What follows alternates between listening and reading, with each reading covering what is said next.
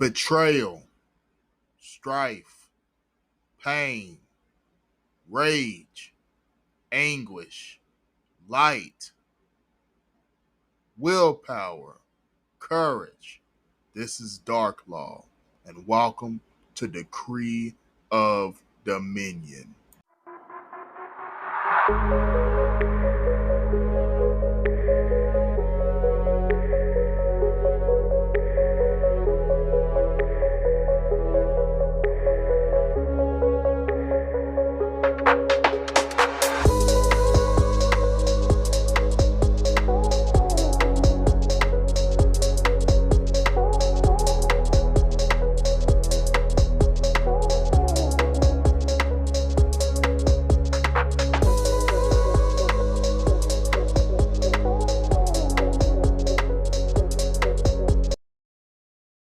Good afternoon, everyone. This is Dark Law with Decree of Dominion podcast.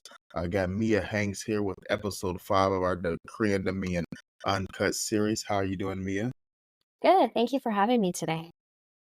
Thank you for being here. And so Mia is a well-known author writing her first memoir, and so I'll let her introduce herself a little bit.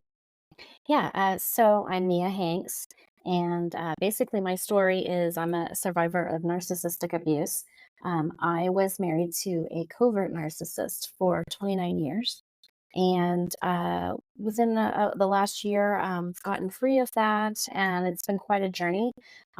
So I decided when all of that was over, and I spent a little time doing some healing, decided to write a memoir to hopefully raise awareness about narcissistic abuse and kind of help other victims out there maybe find their voices. So that was the story behind my book and why I wrote it. And yeah, I hope it lands in the right hands and for people who really need that information. Awesome. And so, like I start off with every episode, everybody's story is important. Your story matters. There's nobody's story that's worse or better or more dark or more light than the others. And so, for all my viewers out there and all the disciples of Dark Law, I just want you guys to take something from this episode that resonates with you and apply it to your daily life. I always challenge my viewers to look inside the mirror. Like I said, everything in Mia's story is not going to resonate with you, but just take something that um, resonates with you and apply that to your daily life so we can decree the dominion of our own mind and become the best version of ourselves. And so, with that being said, Mia, like I said, we'll kind of go through your story. Can you kind of start from your childhood and how you grew up?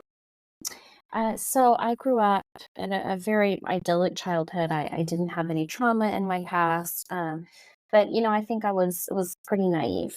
I kind of maybe existed in a little bit of a bubble, and I just didn't really have. When I met my who is now my ex-husband, I was young. I was in college, and I just didn't have a lot of life experience, like most college kids. And I just didn't I think I didn't understand that there were people out there that, really were not great people. I just kind of was naive in thinking that everybody had good intentions. And so I think I fell into this relationship with a narcissist because I was naive and because I just didn't know what I didn't know. And I got married young. And I think, once you're married and you're pretty intent on trying to make it work out, I think I saw red flags early.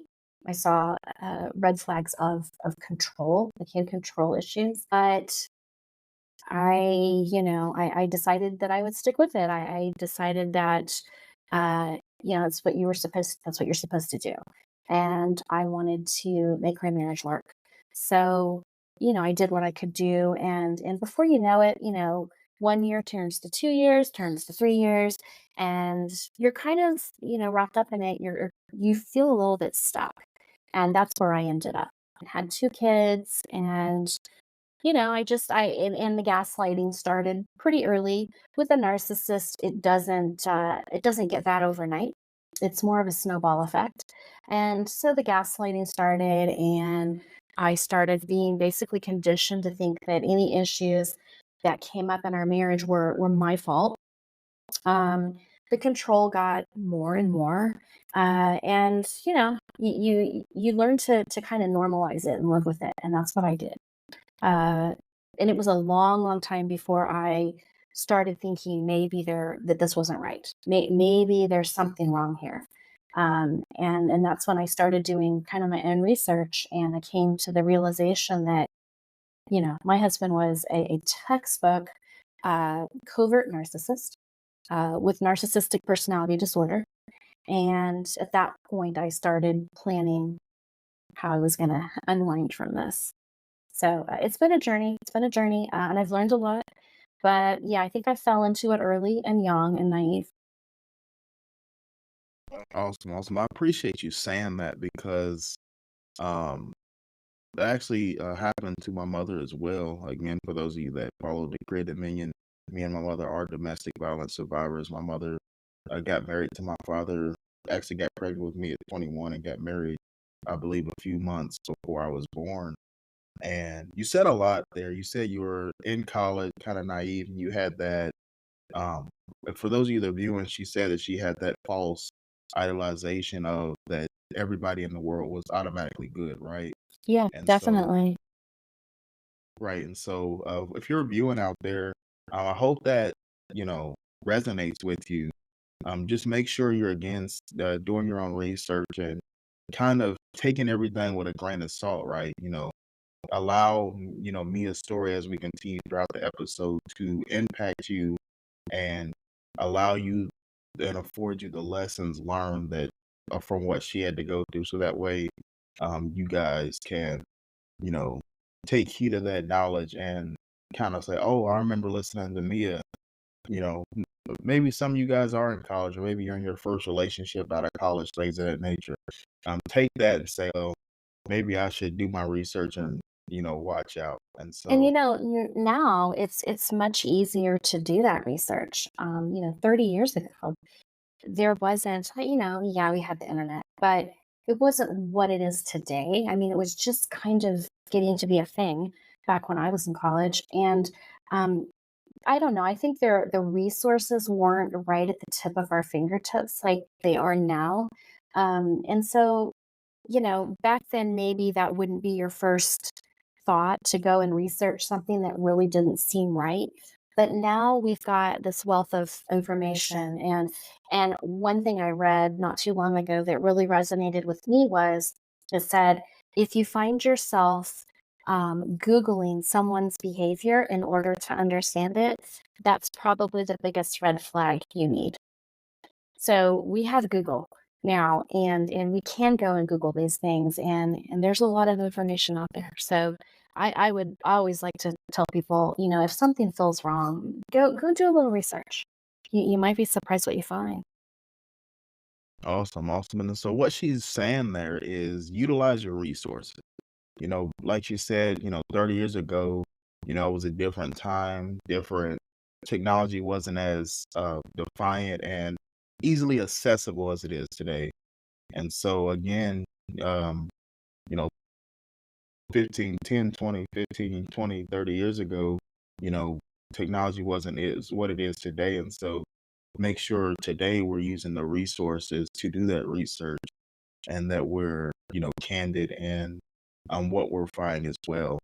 And so, on the flip side of that, when we research, I also want to challenge the viewers be applicable in your research. Um, what she said thus far throughout her story was that once she realized what had happened and that he was a covert narcissist, she said that she began to plan her escape. And so, you want to make sure that once you do that research and you find out, the writings on the wall, if you will, that you also have a plan of action and call to action on what to do when your either darkest fears or deepest concerns are confirmed. Yeah, definitely, and it does require some planning. Um, when if you are really dealing with someone who really is a narcissist, these people don't take no for an answer. And so when you start thinking about leaving, it's not, it can be a little dangerous. You don't know if they could get volatile. So it does take some planning. You don't just up and leave. You really do need to think things through and be smart about how you approach it because, sometimes these people aren't real stable. So, and they don't react well when that mask comes off, when they've been exposed. And when you call them out on anything that, of course, they think they're right all the time. So if you're calling them out and telling them that they're wrong, usually they don't have the best reaction to that. So, yeah, I mean, definitely, be smart. Be smart. Amen, amen. And so, with that being said, can you walk us through kind of like the early part of your marriage and like when was that first, moment where you were like, oh my goodness, this isn't right? I would say the earliest red flags that I saw, I mean, I saw what I now know are red flags in the first year. I mean, for sure. Um, and most of that centered around his lack of empathy. Narcissists have little to no empathy. They cannot put themselves in your shoes. They cannot self reflect. And so I would say that lack of empathy. For example, any time that I say was sick, I can remember having the flu once, and instead of being sympathetic or saying, "Oh, how can I help you?" his reaction would be to be angry, because that's just not serving him. If I'm sick, it's an inconvenience to him. So definitely that's a red flag. But you know, young, not really just wanting to make my marriage work. I tolerated a lot that now I realize I shouldn't have. And so when I started tolerating these little things, it kind of led to bigger things. He started thinking, well, if she put up with that, then, I can be even more controlling. And, he controlled all the finances. Which at the time I didn't really think was a big deal. I was fine with that until I left and then realized how little control and little access I had to finances, and it was a problem when I left. I basically I could access almost nothing. So yeah, it was a lot of control, but it crept up on me, and a lot of control and no empathy, and everything was about him all the time. It was, everything was based on how it affected him or how it made him feel. And so, as victims, we find that in order to keep the peace, we're just walking on eggshells all day long. And that's kind of where I found myself right from the get go. Walk on eggshells, keep the peace, don't trigger him. And yeah, you just start to condition yourself to live that way. And it's not until I got kind of free of that I realized, wow, I can't believe I did that. How long, why did I do that for so long? But unfortunately, people that are married to narcissists, uh, typically, it's not something where they leave after a year or two. These people often are in these relationships for 10, 20, 30 years.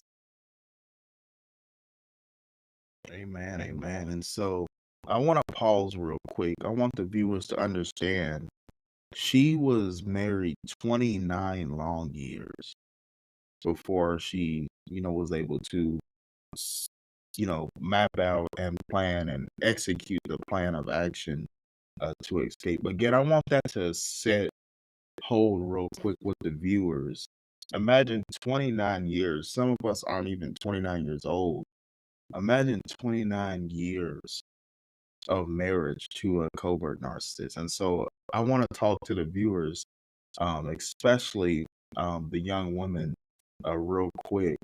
Um, First thing she said in her story was the lack of empathy.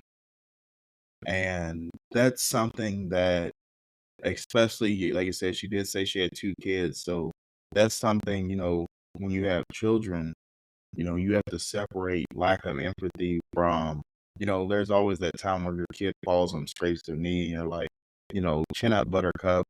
But also, you have to know how to separate that from, hey, you're just a, lack of empathy.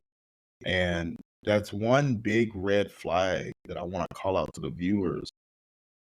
It could be it's like she said she had the flu and it was like a sign of anger. And so I want to encourage the viewers that are in relationships today, or if you see these signs within family members, friends, coworkers, etc. When someone gets angry because you're not 100% healthy or you're not at your best, that's the first sign to go. Yeah, And it so I is. want the viewers to understand that no other human should be angry with you for not feeling your best. Very true. I think another And thing that really got me, kept me in that relationship for so long is that, um, you say I was married for 29 years, but not every day is bad. So you start to, the way I kind of reasoned it in my mind, which was the wrong way, is to think of it as a math problem. Well, a good day cancels out a bad day. But that's not how it works. So in my mind, that's how I justified it. Well, today was a good day. So that means yesterday being a bad day didn't count. Um, and I know when I left, I dealt with a lot of guilt, and I kept saying, every day wasn't bad. Every day wasn't bad. And that's true. And it was interesting because I was talking to a friend about that, and I said that exact thing. I said every day wasn't bad. Did I do the right thing? Is it okay that I left? And my friend told me, he said, a good day doesn't cancel out a bad day. He said, there are not enough good days in the world to make up for one day of trauma. And that resonated with me. I thought, okay, this is not a math problem. So, if for other, listeners out there, you may see these red flags, but then you might have a couple of good weeks in between, days of trauma. It's still not okay. It's still not okay. I want to speak on that real quick. You said the good days don't outweigh the bad. That's very I hope the viewers caught that. That's very powerful. I want the viewers to understand one, not even a bad day, one bad moment, one bad second can cost you your life. It can. I want the viewers to sit and hold and understand that. What she's saying is in her mind she was it's kind of like it's not the same, but it's kind of like when you're on a diet, right? You have 5 good days, Monday through Friday you ate your kale, you ate your greens. Saturday comes, it's girls' night out, it's time to go out with the friends. We're gonna have all the drinks and we're gonna have the cake, the pizza, the burgers. It's a cheat day. We call it cheat day Yes, and it yes. cancels out. But I want the viewers to understand relationships aren't cheat days. Relationships aren't a diet. You can seriously be harmed. Your children can seriously be harmed. You could lose your life within a second or Yeah. one of those bad days. Yeah, And I mean, you can lose your life, you can lose your identity, you can lose your mental health. It doesn't take multiple days, multiple bad days to take those things away. You can lose a lot in just a day, right? In just a few minutes. So yeah, it's not a math equation. so I wanna touch on one of the things you said. And you said thus far, you said you kept trying to make your marriage work. And so I want you to speak to the audience on that and why looking back, because even, especially I don't know who all grew up in church, but especially growing up in church, you're told that, you're married, you just got to make it do, you just got to stick it out, till death do us part. And so I think that is a kind of scary term because It I think is. it also is deterring the youth away from marriages. So I want you to speak to the viewers on looking back, you know, the difference between actually being through thick and thin and what you endured. Yeah, I mean, I was in my mind, when you get married, you stick it out. It's not going to be easy, but you stay. And I think my version of the bad times in my marriage, the difficult times, I guess I thought that that was just it came with the territory. Those were the difficult times. But in fact, abuse is not when you think you should stick it out and stay with your marriage, that's separate from abuse.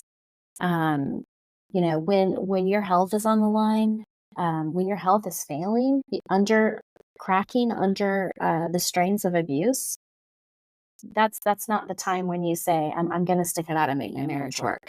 And another big misconception is people think, and I thought, you stay for the sake of the kids. You don't break up your family. No child should be a child of divorce. And I kind of thought that. And in retrospect, I mean, if I had it to do over again, and I didn't get out of my marriage until my kids were grown, that part was, that did create kind of an easier, I didn't have a child custody dispute to deal with. I didn't have to go to family court. So that did make my divorce easier.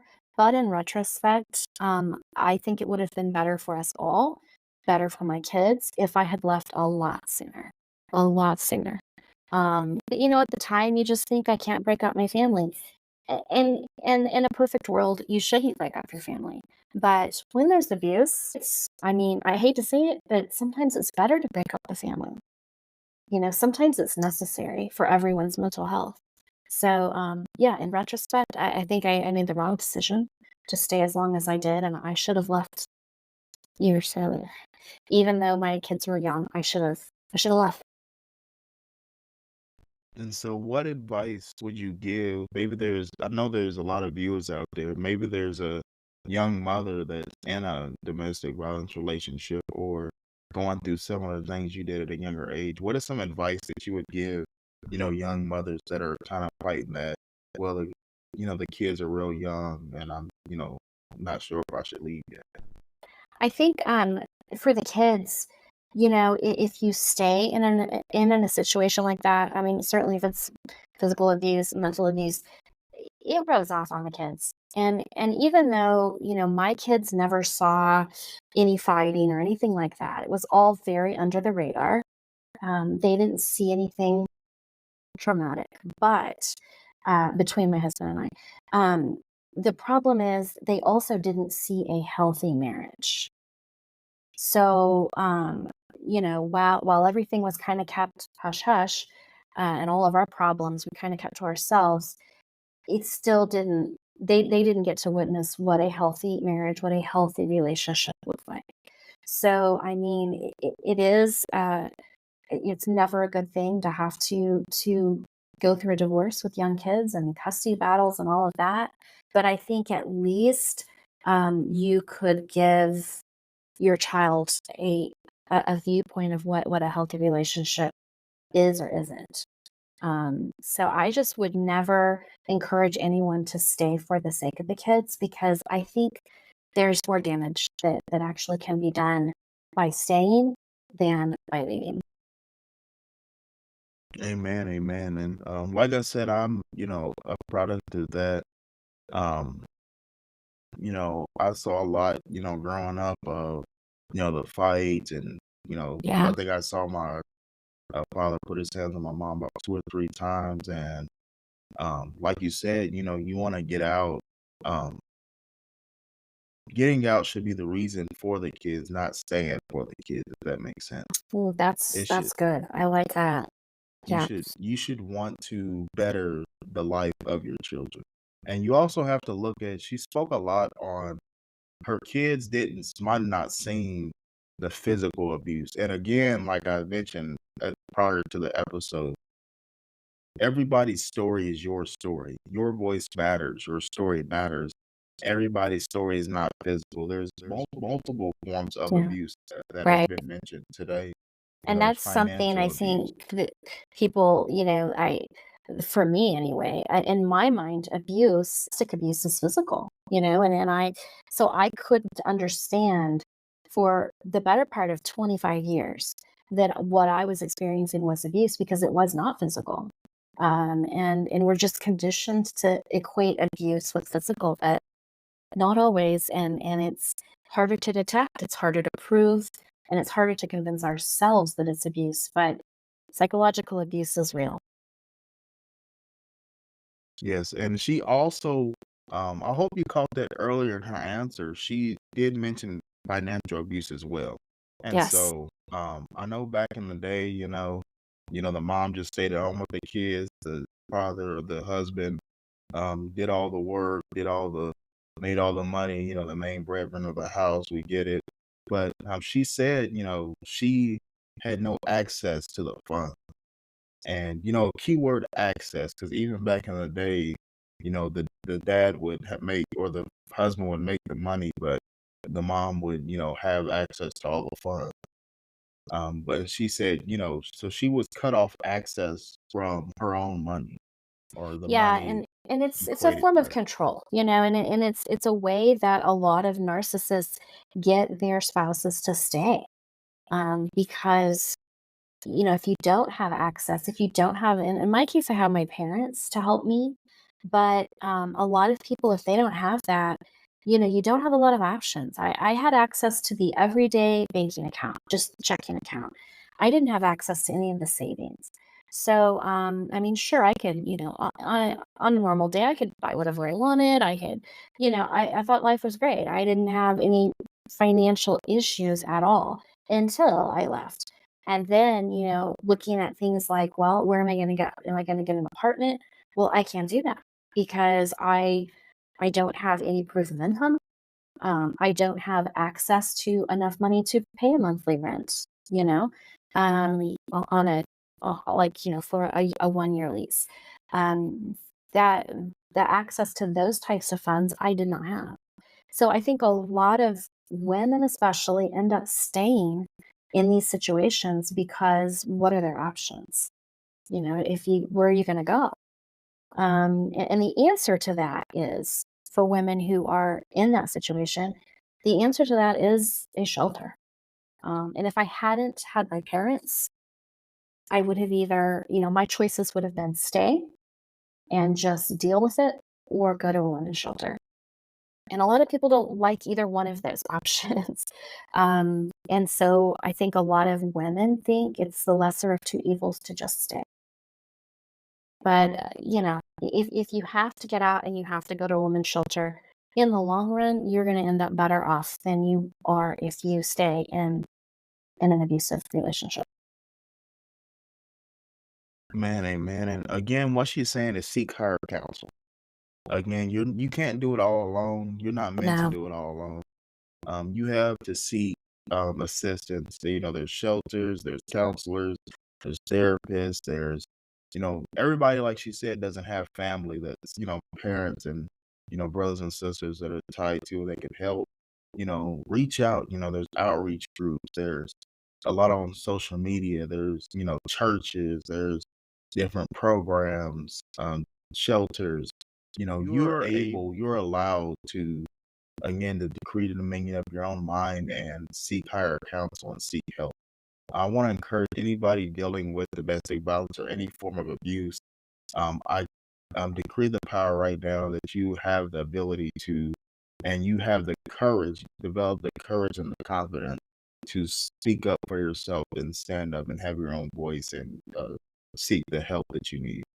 And I so I think a just lot want to of hear, women are, uh, I think there's also another factor that plays into that, and that is as far as seeking help. And there is help. There is help out there. But I think a lot of people get caught up in the embarrassment of it, especially if you're with a covert narcissist. These are people that are covert, they're secretive, they're manipulative. They show this face to the outside world that they are humble and kind and they're the best person in the world. Um, so the problem you get wrapped up in is that nobody would believe you if you said no. Actually, behind closed doors, they're controlling, they're abusive. Uh, that's not the face they're showing to the world. And so, you're living in this situation where nobody knows what's going on. That was my situation. Nobody knew. Everybody thought we were the perfect all-American family. And, and I helped create that facade because you want people to think everything's normal. And so there is an embarrassment factor there. I think a lot of people are embarrassed to admit that actually my life's not that great. There's actually problems that people don't know about. And I think it takes a big step to be able to get over that embarrassment and say, I need help. And a lot of people won't do that. They just won't admit that things aren't great at home.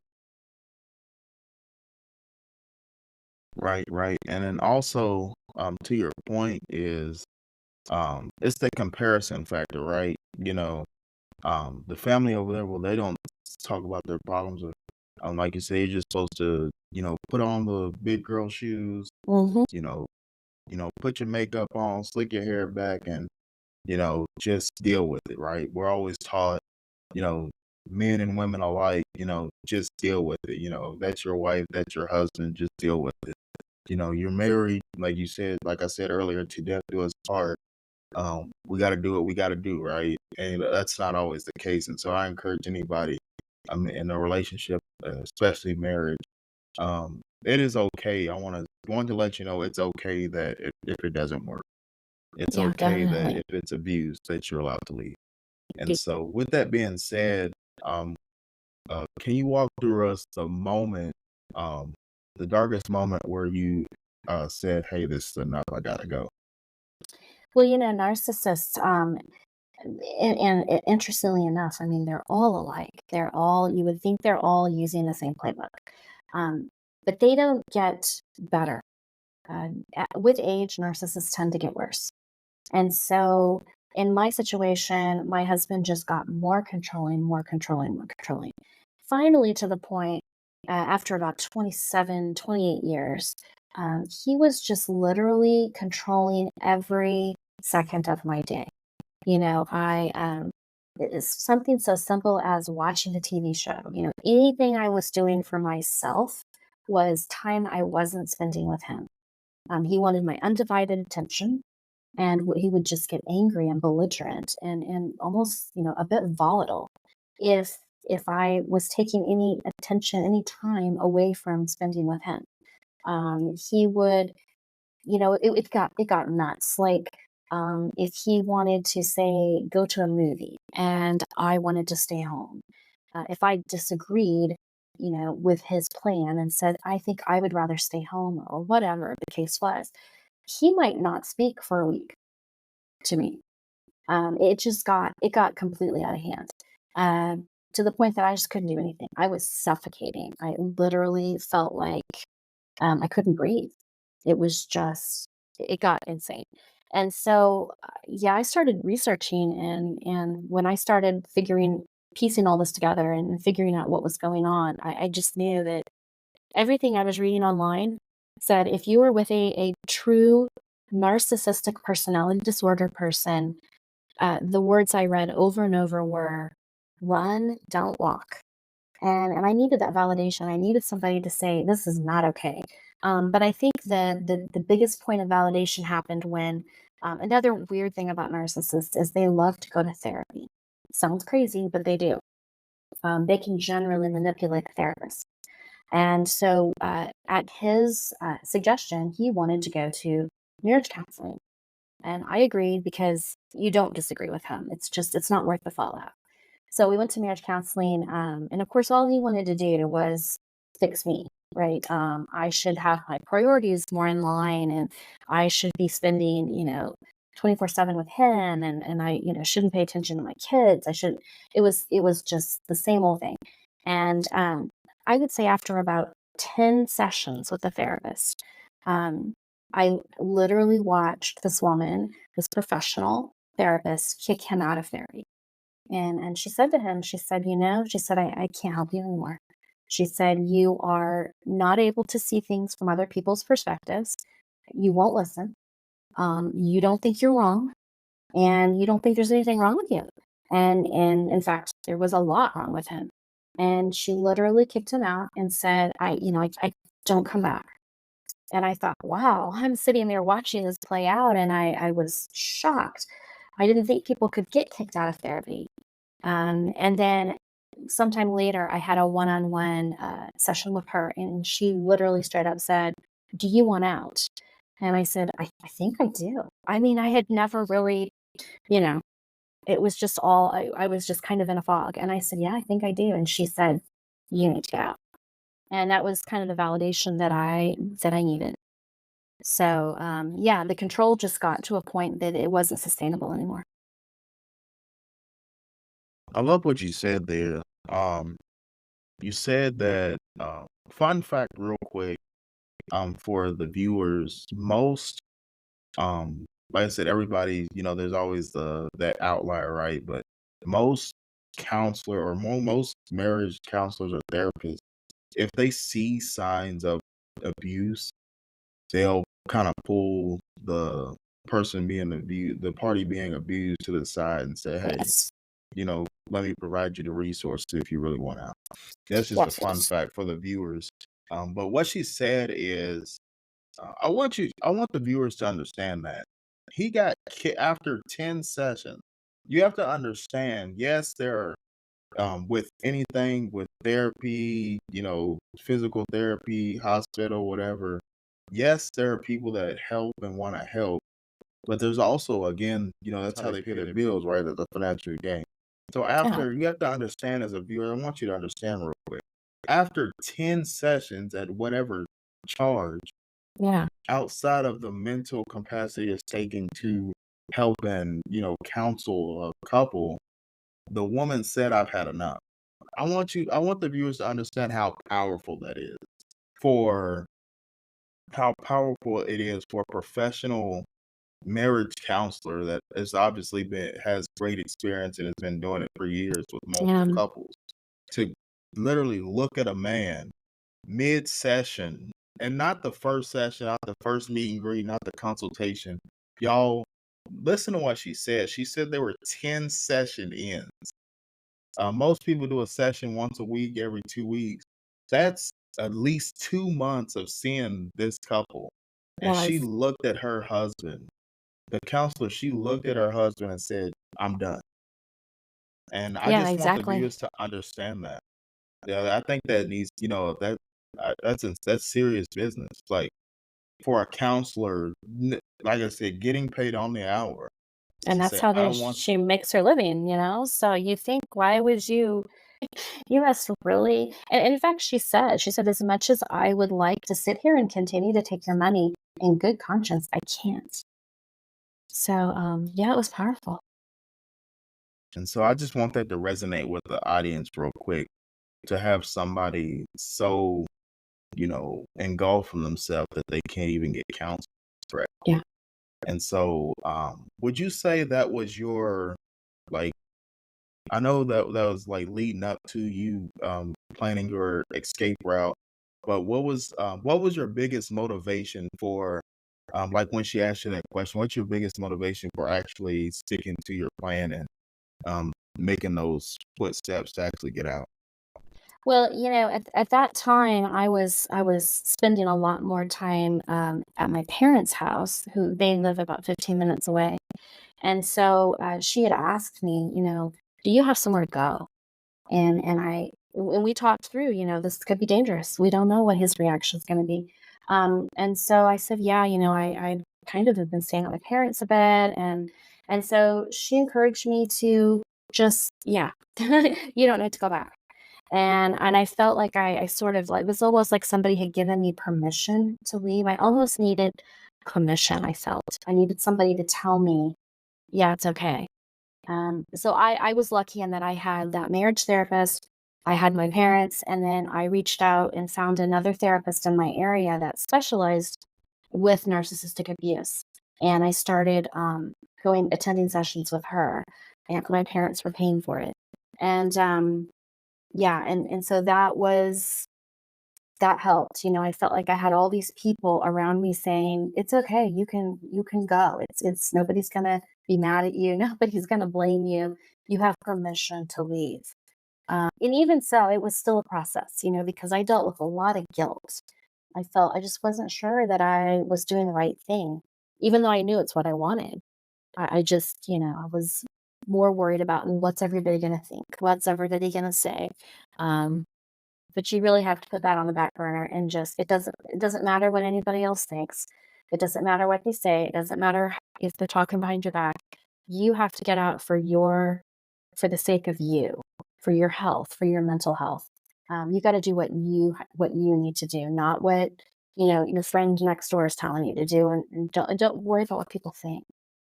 They're gonna think what they're gonna think, and that's not a reason to stay. You said one to accommodate everything you just said. You, I want the audience to listen real close. What she said is surround yourself with safe people. Surround yourself with a village of people that care about you, that have your best interest at heart, and that are willing to help you. Again, she said she had the counselor. She had her parents. She had a safe haven. Create a safe haven for yourself. And like she said, she wasn't listening to her girlfriends or, you know, coworkers or whoever. She actually seek higher counsel, and she actually, spoke with her counselor, gave her a way out. And I want to speak on that real quick because without surrounding yourself with safe people, when you get that out, you're not going to recognize it as an out. And so, with Yeah. her ability to have her parents and her counselor in her corner, when her counselor spoke to her, once she witnessed her husband get kicked out of counseling, and the counselors said that, we always have that analogy on cartoons, like the light bulb that goes off in your head, right? Yeah, for sure. She was able to recognize, because she had safe people in her corner that cared about her. She was able to then recognize, this is it. This is my out.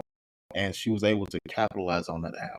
And so, with that being said, what are some few words of encouragement and advice that you would give the listeners and viewers and disciples of Dark Law out there? Just what are some quick tips and motivation that you could give anybody going through what you went through, or seeing early signs of what you went through? Yeah, I think my biggest piece of advice would be, if something doesn't feel right, it probably isn't. Um, Pay attention to your intuition, and don't. I think a lot of women especially end up feeling stuck, and realize you're not stuck. There are options. There's always options. There's always options. There are always going to be resources. Maybe they're not resources that you necessarily want, but there are resources that that you can get out. The other thing is, like you said, with the surrounding yourself with safe people. You don't need a whole bunch of people. If just one person, one or two people. You really don't need like a whole team. But another thing that I would say is you need to find somebody you can talk to. And therapists are great. Therapists also cost money, and that's not necessarily within everybody's budget. Really, it isn't. But I would say, especially when you get ready to leave and after you leave, you need to find somebody to talk to. I would say, I have my parents and I had a best friend. And those three people, really were probably more valuable to me well, they were more valuable to me than my therapist.